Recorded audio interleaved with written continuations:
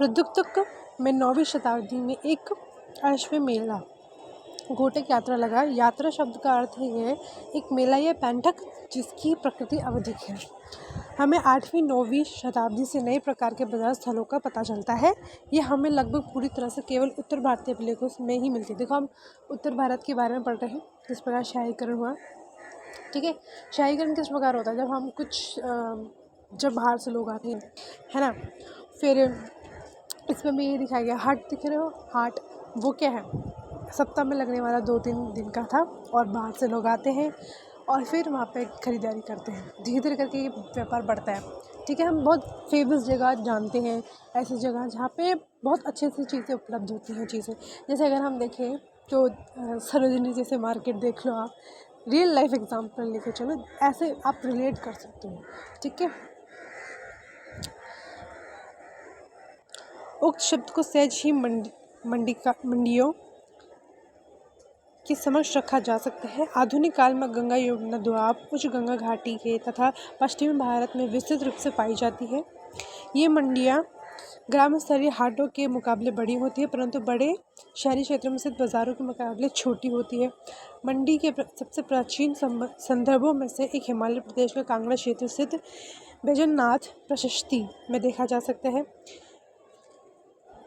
किड़ग्राम में एक मंडपिका थी, जहां व्यापारी के एक परिवार से संबंधित 3 व्यापारियों ने बैजनाथ स्थित एक मंदिर के लिए मंडपिका से प्राप्त दैनिक वसूली से 6 द्रंप चांदी के सिक्के नकद दान किए। नजरुद्दौला स्थित मंडपिका हमारा खास ध्यान आकर्षित करती है। नाडोल से प्राप्त अभिलेख दर्शाते हैं कि नजरुद्दौला प्रारंभ में एक गांव था। दरअसल 12 गांव के समूह में एक गांव, ठीक है, मतलब एक गांव जो मिला के 12 गांवों को मिला के एक गांव बना। नजरुद्दौला तत्पश्चात एक मंडपिका के रूप में उभरा और जहां मुख्य रूप से अनाज व अन्य कृषि उत्पादों का उल्लेखनीय रूप से व्यापार होता था। ठीक है, अब आपका क्वेश्चन होगा कि ये मंडियाँ क्या होती हैं। ठीक है, प्लीज़ इस मंडियों को सब्जी मंडी वाले से मत रिलेट कर देना। मंडियों का भी मतलब वही होता है हाट से, कि एक ऐसा गांव या फिर ऐसा गांव जहाँ या फिर एक ऐसा क्षेत्र जहाँ से बाहर के, या फिर एक क्षेत्र जहाँ मान के चले एक क्षेत्र है, ठीक है, वहाँ से बाहर से बहुत सारे लोग आते हैं। मतलब गांव से लोग क्या आते थे, वहाँ पे अपना उस क्षेत्र में या उस बाज़ार पे अपना सामान या अपना व्यापार जो करते थे बेचते थे। उस प्रकार ये हाट भी होता था। बस इतना ही था कि मंडियाँ उससे ज़्यादा बड़ी होती थी। ठीक है, जैसे चलो आप सब्ज़ी मंडी को ही देख लो, सब्ज़ी मंडी भी कितनी बड़ी होती है ना। और एक हाट जो होता है पर वो ठीक ठाक होती है। ठीक है, अब आगे पढ़ते हैं। नजरुद्दौला केंद्र बिंदु के रूप में कार्य कर रहा था, जहां आसपास के गांवों से अधिशेष कृषि उत्पाद लाए जाते थे। इसने ही नजरुद्दौला में एक मंडपिका की स्थापना हेतु मार्ग प्रशस्त किया और ये कार्य नजरुद्दौला के एक गांव से शहरी केंद्र और अंतर्दोगवा प्रारंभिक मध्यकाल राजस्थान में स्थानीय सत्ता के एक शीर्ष राजनीतिक केंद्र में उल्लेखनीय रूप से बदलने में कारगर सिद्ध हुआ। ठीक है, प्लीज़ कंफ्यूज मत होना कि नजरुद्दौला क्या होता है। ठीक है, नाडोल यहाँ पे एक वर्ड रखा होगा, आपको दिखेगा नाडोल, ये रहा कि एक अभिलेख था जिससे नजरुद्दौला निकला है। ठीक है, वो नजरुद्दौला क्या है, एक गांव था। ठीक है, पूरे 12 गांव को मिला के वो बनाया गया था, जिसने एक मंडपिका का रूप ले लिया। किसने, नजरुद्दौला ने। ठीक है, जहाँ पे जैसे कि बहुत सारे टर्म्स आएंगे इसमें, कंफ्यूज मत होना। ठीक है, एक ही टर्म्स के बहुत सारे नाम दे रखे हैं। तो ये था कि इसमें लिखा गया है कि कृषि उत्पादों का उल्लेखनीय, मतलब यहाँ पे कृषि का भी व्यापार होता था। ठीक है, फिर बाद में इसे एक नगर या शहर के नाम से भी जाना जाने लगा। ठीक है, और यहाँ पे नाडोल के चहमानो का राजनीतिक केंद्र बन गया। ठीक है, जैसे बोल के यहाँ पे शहर और नगर के रूप में से मतलब एक 12 गांव को लेकर बना था, तो फिर वहाँ पर भी एक राजनीतिक या फिर एक प्रशासन भी तो हो गई ना, ठीक है। तो प्लीज़ समझते हुए चलना टर्म को, ठीक है। ये तथ्य है कि मंडीपिकाएँ व्यापार मार्गों और उपलब्ध परिवहन प्रणालियों से भली प्रकार जुड़ी हुई थी। पूरा लेख ही तरीके से सिद्ध होता है। मतलब क्या हुआ कि जहाँ वो जगह थी, मंडीपिकाएँ थी, उनके आसपास भी सड़कों का निर्माण हो गया था, जिस प्रकार क्या है कि जो व्यापारी थे वो आसानी हो सके वहाँ पे व्यापार करने के लिए, ठीक है।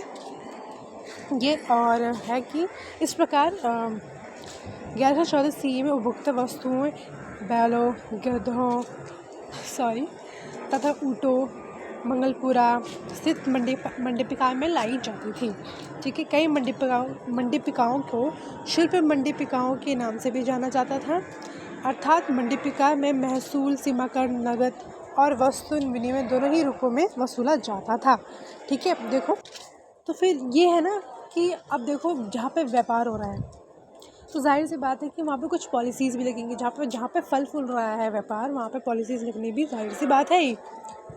तो कर भी लगा, वहाँ पे लगेगा ही ना, शुल्क लगेगा, थोड़ी बहुत पॉलिसीज़ लगती हैं, ठीक है। अब महसूलों या करों की वसूली मंडीपिका में वाणिज्य लेन देन का एक स्पष्ट प्रमाण है। मंडीपिकाओं में खदानों अनेक दैनिक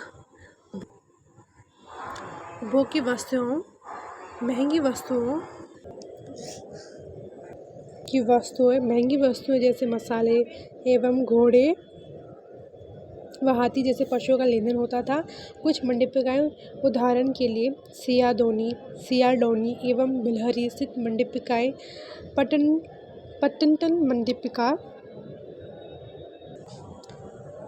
मंडीपिका के रूप में वर्णित की गई। इस शब्द का अर्थ या तो किसी क्षेत्र में एक मंडीपिका अथवा एक ऐसी मंडीपिका जिसमें शहरी आयाम ले लिया हो सकता है। गुजरात से प्राप्त एक प्रारंभिक मध्यकालीन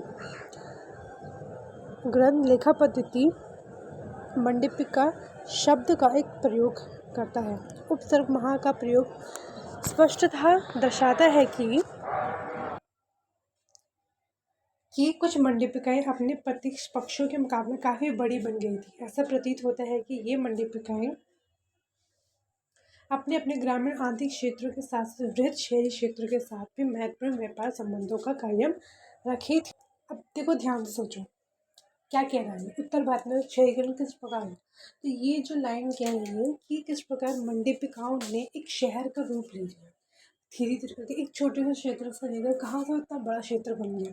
पहले घाट था, ठीक है, छोटे छोटे गाँव थे, वो धीरे धीरे करके बड़े गाँव में बन गया, मंडीपिकाओं के नाम से जाने लगा। फिर वहाँ पे शहरी गतिविधियाँ होने लगी, कैसे व्यापार होने लगा, फिर शुल्क जो थी मतलब शुल्क लगने लग गए, ठीक है। और फिर ये इसने धीरे धीरे करके एक बड़ा रूप ले लिया, ठीक, किसका, एक शहर का।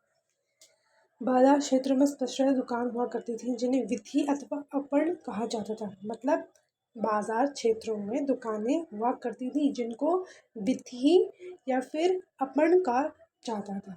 सियादोनी में कुछ दुकानों का वर्णन इस सियादोनी एक शायद अभिलेख या कुछ होगा जिसमें इस चीज़ की वर्णन किया गया, ठीक है। सियादोनी में कुछ दुकानों का वर्णन इस रूप से किया गया है कि वे कुछ व्यापारियों के स्वामित्व में पैतृक रूप से थी। इसको पितृपिताह महापरिचित कुछ के नाम से जाना जाता है। मतलब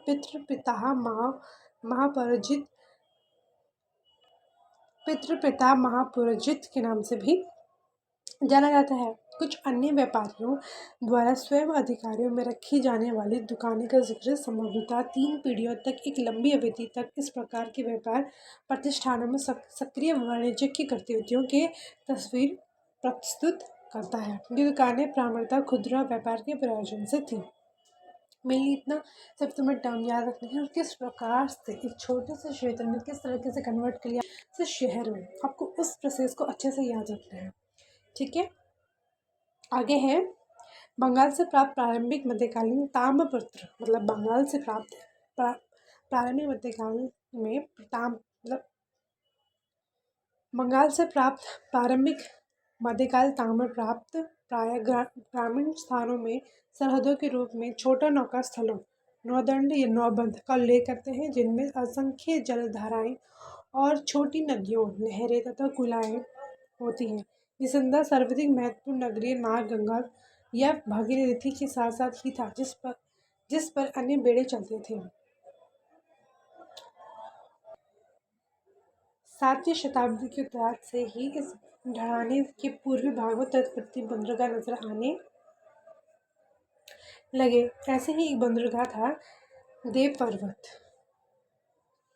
कहाँ ये? आधुनिक मेनामती लालामाई बांग्लादेश में, जो ताम्रपत्र के अनुसार शिरोद या शिरोदा नदी के तट पर था, जिस पर देव पर्वत नदी पत्तन के इर्द गिर्द अनेक नौकाएं चलती थी। उत्तर भारत के विशाल मैदानों में अक्सर ही संचार के अनेक स्थल मार्ग हुआ करते थे। उनमें से कुछ प्रारंभिक मध्यकाल के विशेष रूप से प्रमुख थे। इस प्रकार चियातान एक ऐसे मार्ग के विषय में वर्णन करता है जो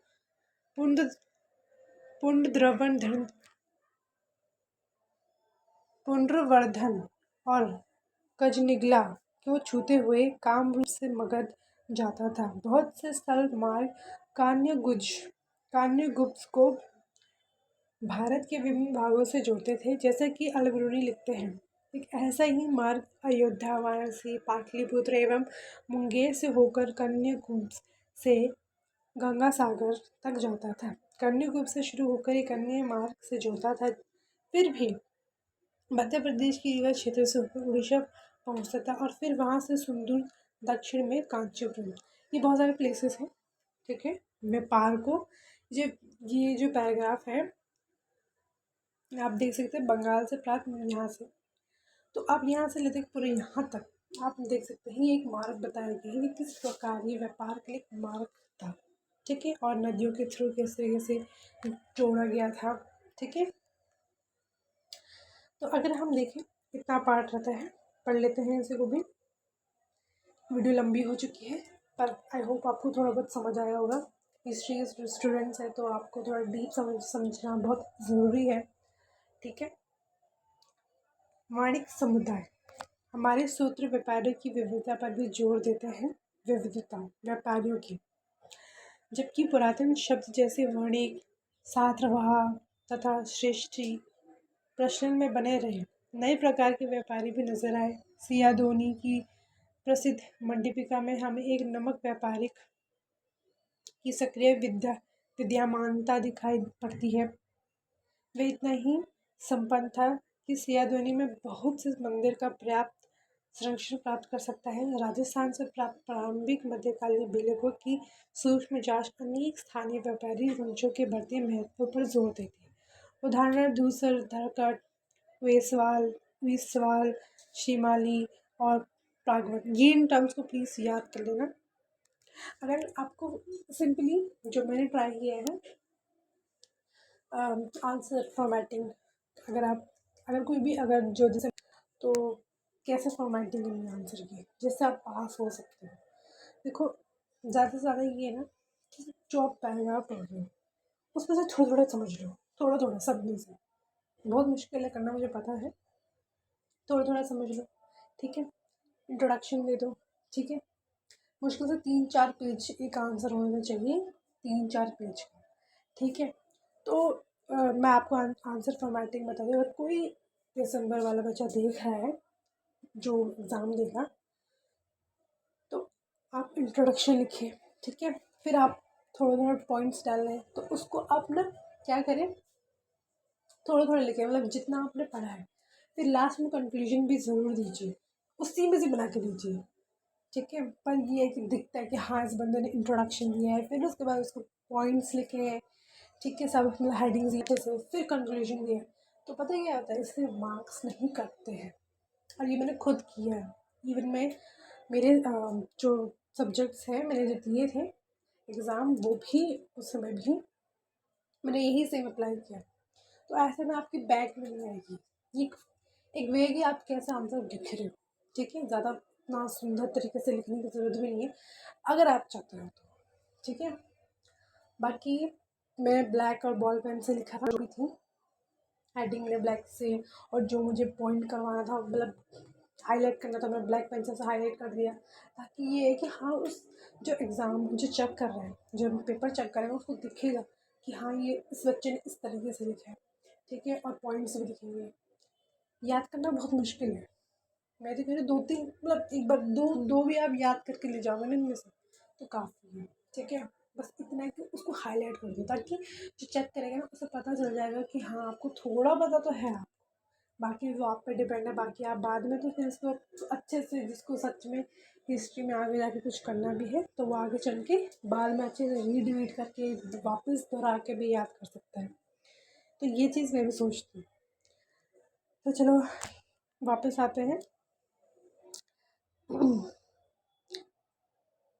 1000 CE के पश्चात गुजरात से प्राप्त अभिलेखों में एक विशिष्ट प्रकार के व्यापारी दृष्टिगोचर होने लगे। इन नौविकता कहा जाता था, जो इस पूर्व कभी भी नजर नहीं आते थे। ये एक व्यापारी वर्ग को इंगित करता है जो अपना धन जहाज़ों से उत्पन्न करता था। दूसरे शब्दों में ये एक जहाज़ के स्वामित्व वाले व्यापारी समुदाय को दर्शाता है।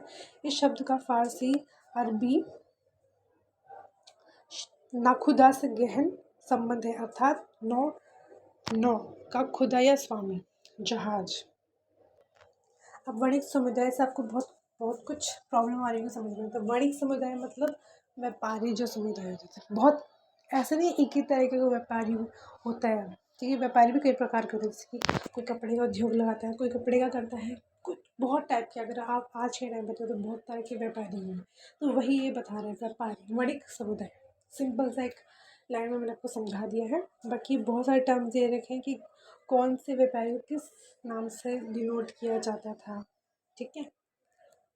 फिर आता है धात्विक मुद्रा। व्यापारियों, बाजारों, उपभोक्ता वस्तुओं, बंदरगाहों तथा संचार मार्गों संबंधी ऊपर प्रस्तुत आंकड़े और तर्क प्रारंभिक मध्यकालीन उत्तर भारत में लंबी दूरी के व्यापार समेत व्यापार के हाशिए की छवि को प्रस्तुत नहीं करते। प्रारंभिक मध्यकालीन भारत में धात्विक मुद्रा के सापेक्ष अभाव की समस्या पर यहाँ दृष्टिपात करना तर्कसंगत होता। पूर्वी भारत, विशेष बंगाल में कोड़ियों की व्यापक विद्यमानता अनिवार्यता ये संकेत नहीं देती है कि किसी प्रतिबंधित वाणिज्यिक क्षेत्र में लेन देन के सूचक थे।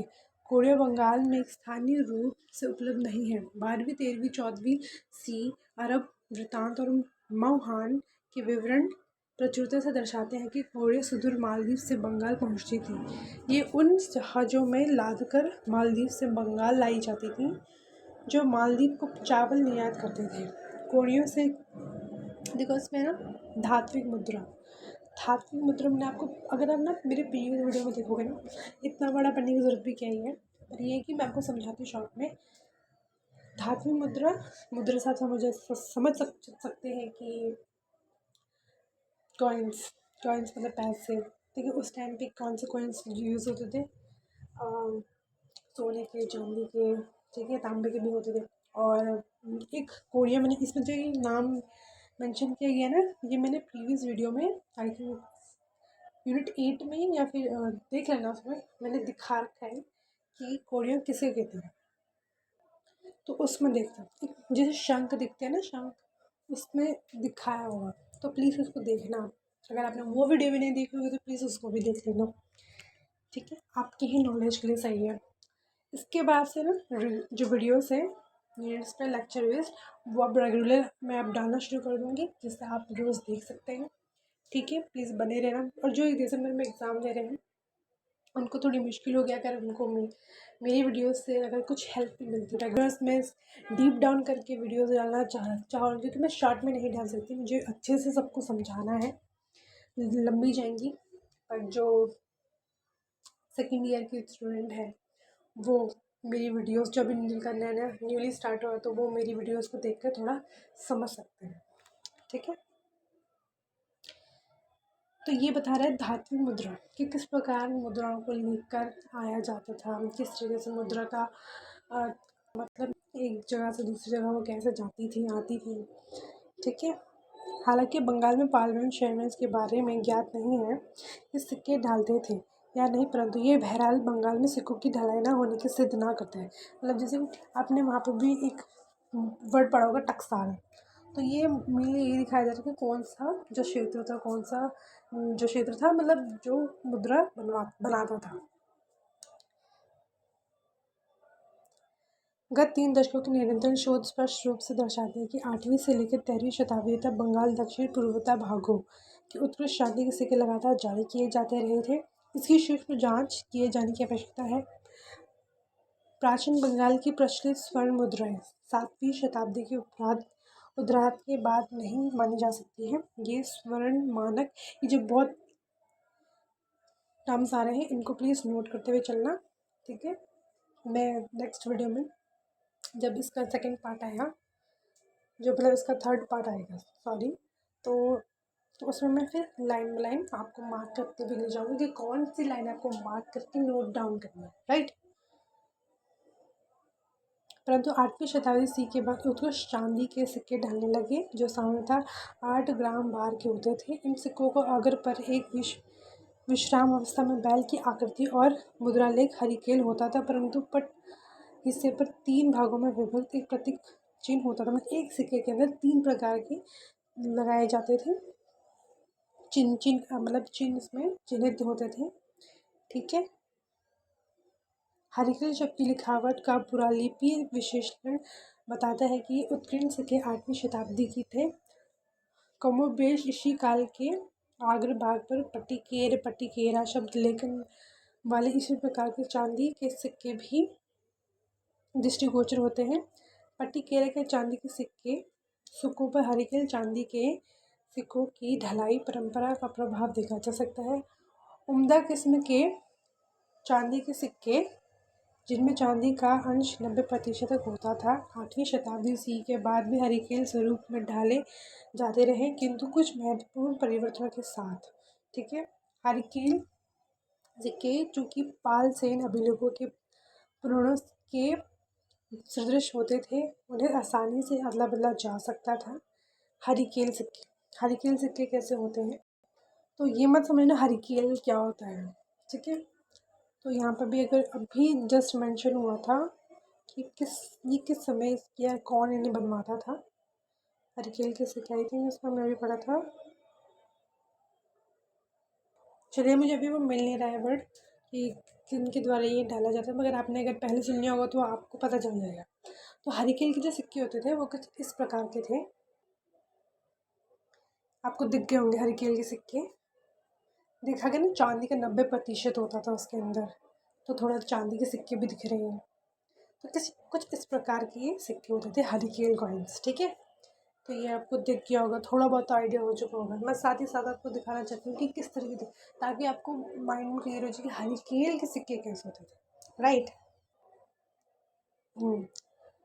आगे बढ़ते हैं। ये तथ्य महत्वपूर्ण है कि उत्तरी भारत, खासकर गंगा यमुना दोआब क्षेत्र में, जहाँ 11वीं शताब्दी के प्रारंभ तक गुजर प्रतिहारों का आधिपत्य रहा, अनेक प्रारंभिक मध्यकाल सिक्कों के भंडार मिलते रहे, जहाँ ये दर्शाता है कि लगभग 600 से 1000 CE के दौरान उत्तर भारत में प्रचलित रहे सिक्कों का परिणाम कुमारकालीन सल्तनत एवं मुगलकालीन सिक्कों के परिणाम की तुल्य था, और स्पष्टता पूर्व गुप्त काल और राजपूत काल के बाद के सिक्कों को मुकाबले के वे उत्कृष्ट थे। गुजर प्रतिहार राज्य में मुद्रा की कोई कमी नजर नहीं आती थी। इस प्रकार ना तो पाल वंश और ना ही सैन वंश के आधिपत्य वाले पूर्वी भारत में और ना ही गुजर प्रतिहार शासन काल में इस निष्कर्ष को अंजाम देने के लिए कोई वैध अनुभवजन्य आधार है कि प्रारंभिक मध्यकाल उत्तर भारत में खासकर लगभग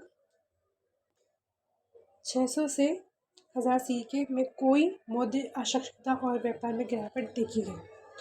तो अब हम इसका जो है दक्षिण भारत में शहरीकरण नेक्स्ट पार्ट में करेंगे। आई होप आप सबको ये उत्तर में शहरीकरण किस प्रकार हुआ, क्या क्या हुआ, ये आपने देख लिया होगा। और मैं कोशिश करूँगी कि अगर मैं आपको नोट्स अवेलेबल करा सकूँ तो करा सकूँ। मैं अभी मैं श्योरिटी नहीं दे सकती हूँ, पर आपको भी समझा सकती हूँ। बाकी हम देखेंगे, वैसे तो थोड़ा ही है ये दक्षिण भारत शहरीकरण, तो ये भी छोटा सा ही है, पर हम इसको नेक्स्ट पार्ट में करेंगे। आई होप हम दोनों टॉपिक को जल्दी से कवर कर लें, तो अच्छे से समझना। हाँ, और एक और बात है कि अगर जब आप हिस्ट्री पढ़ते हो और जब मैं आपको पढ़ाती हूँ तो आप प्लीज़ इंडिया का मैप जो है आप उसको साथ साथ लेके चलें। वीडियो को पॉज करके उन चीज़ों को रिलेट करना कि कौन सी जगह पर क्या था, फिर आपको पता क्या होगा, आपको ना याद हो जाएगा। और साथ ही साथ ना अपनी कॉपी में जब आप नोट्स बनाएंगे तो उन्हें थोड़ा बहुत भारत का नक्शा बनाने की कोशिश करके कि इस जगह पे ये जो है घटित हुई थी, यहाँ पे ये कर हुआ था, तो उसको बनाने की कोशिश कीजिए समझने में। ठीक है, बाकी का जो पार्ट है हम बाद में करेंगे। जो 3 टॉपिक्स हैं ये, आई होप सो आपको समझ आया होगा बहुत अच्छे से।